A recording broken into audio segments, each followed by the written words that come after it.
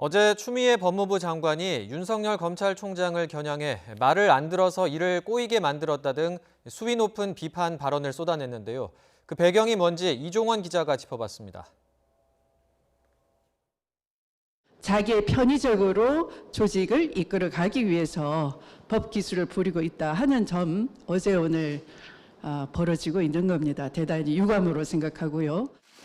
이 발언을 내놓은 지 하루 만에 추미애 장관은 검언유착 의혹의 당사자이자 윤석열 총장의 핵심 측근인 한동훈 검사장에 대한 감찰을 공식화했습니다. 몇 시간 뒤 직접 감찰에 나선 이유도 거침없이 밝혔습니다. 검찰 자체 감찰로는 제대로 안 되겠다 하는 판단이 서서 규정에 따라서 법무부 직접 감찰을 하게 된 것입니다. 여기서 그치지 않았습니다. 다소 조롱 섞인 핀잔으로 들릴 정도로 발언 수위를 끌어올리며 직격탄을 날렸습니다.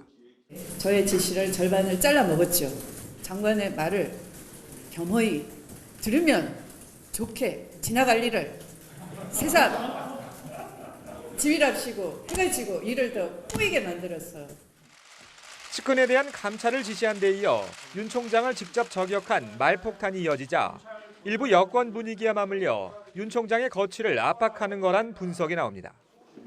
사안이 조금 다르긴 하지만 지난 2013년 당시 황교안 장관은 혼외자 논란이 불거진 최종욱 총장에 대해 감찰을 지시했고 최 총장은 결국 옷을 벗어야 했습니다.